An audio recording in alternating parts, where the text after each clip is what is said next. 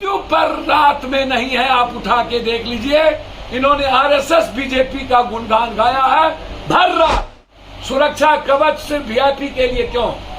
देश के रेलवे मंत्री से अविलंब इस्तीफा चाहती। यदि वो नहीं दे रहा है, इसके लिए हमारा आंदोलन जारी होगा।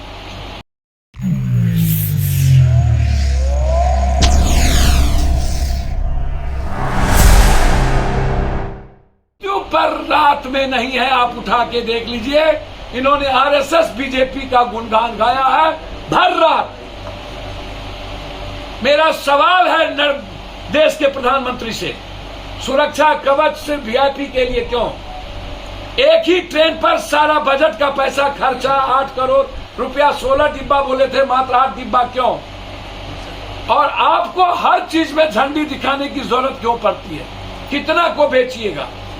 क्या हमारी पार्टी किसी भी कीमत पर देश के रेलवे मंत्री से अविलंब इस्तीफा चाहती? यदि वो नहीं दे रहा है, इसके लिए हमारा आंदोलन जारी होगा। दूसरी चीज, ये नरेंद्र मोदी जी की सरकार, इससे साफ जाहिर होती है गरीब, किसान, महिलाओं और युवाओं की सरकार नहीं है।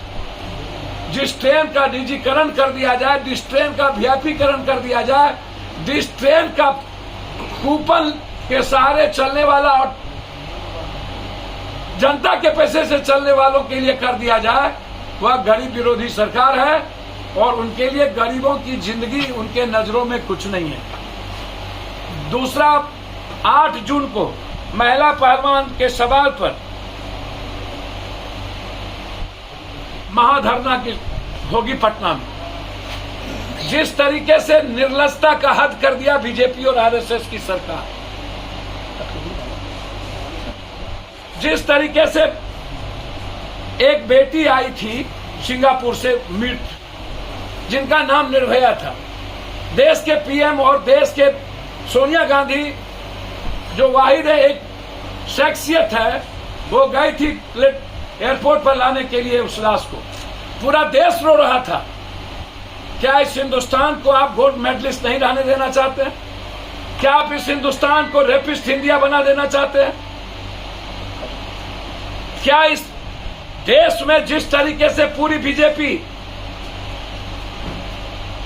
शोषण करने वाला, मैं जानना चाहता हूं, जो चीज कल टेलीग्राफ में पूरा डिटेल में हिंदुस्तान में दिया गया है, क्या ये बेशर्मी नहीं है? क्या ये देश के बेटी बचाओ बेटी पढ़ाओ जो वो बात जो उसने कही थी, उसने क्या हमेशा 40 करोड़ लोगों की सुरक्षा की चिंता उसकी नहीं है? 140 करोड़ जस्टिस और न्याय की उनकी व्यवस्था नहीं है।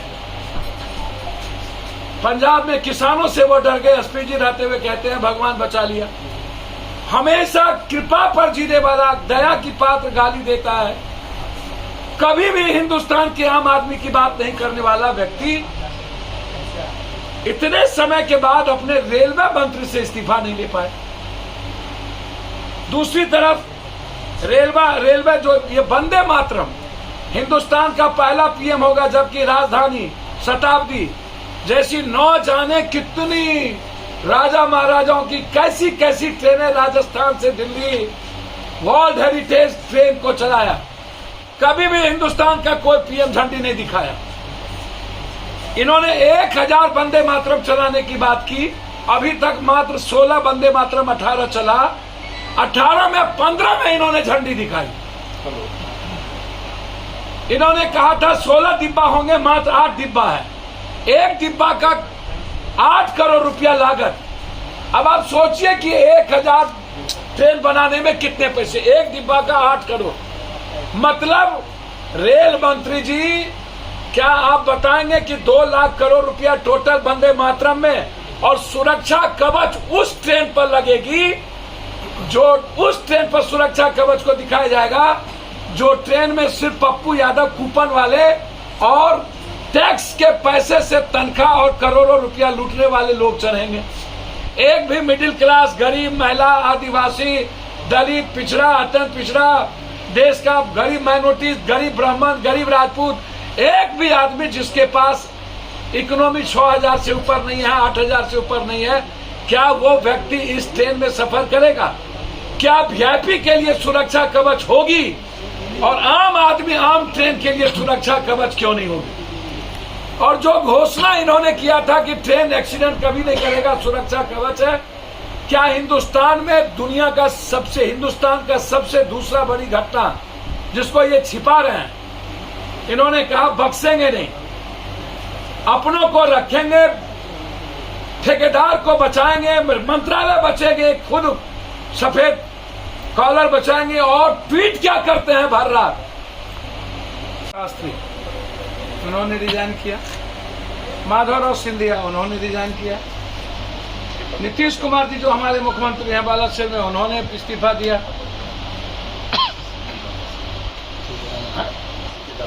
सीखे जाफर शरीफ साहब रिजाइन किए। क्या इनकी डिक्शनरी में मॉरल वैल्यू नहीं है? या जो अपने आईएएस को ट्रेन बेचने के लिए, रेलवे प्लेटफॉर्म बेचने के लिए लगाए हैं, क्या उनसे ज्यादा महत्वपूर्ण इस देश की जनता की जान की कीमत नहीं है? क्या उनकी कोई वैल्यू नहीं है? क्या हिंदुस्तान में जब रेलवे विभाग को लाया गया था और अलग बजट दिए गए थे और आपने इसको जनरल बजट में कर दिया और मात्र 2 लाख कुछ करोड़ रुपया इसका बजट, हिंदुस्तान के रेल विभाग का मतलब था नो प्रॉफिट और नो लॉस। गरीब आम आदमी, मिडिल क्लास महिलाएं और बेरोजगार मजदूरों के लिए एक सुरक्षित ट्रेन, साफ सुथरा ट्रेन और आम आदमी को पर बोझ कम पड़े और एक लंबा सफर कर सके। 9 सालों के अंदर इन्होंने 3 गुने पैसे बढ़ा दिए। कोरोना के बाद इन्होंने हर स्टेट में रेल कम कर दिया, बजट कम कर दिया और रेलवे की सुरक्षा पर से ध्यान हटा के प्लेटफॉर्म के टिकट 100 रुपया, 80 रुपया, 200 रुपया करना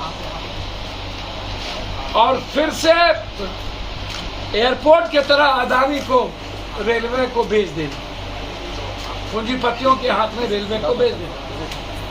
और अभी तक पहली बार हिंदुस्तान में ऐसा हुआ कि इतने बड़े 500, 250, 280 नहीं है, 500 से ऊपर लाश हैं। इतने बड़े मौत के बाद नरेंद्र मोदी जी वहां गए तो वहां जय जयकारा करा दी।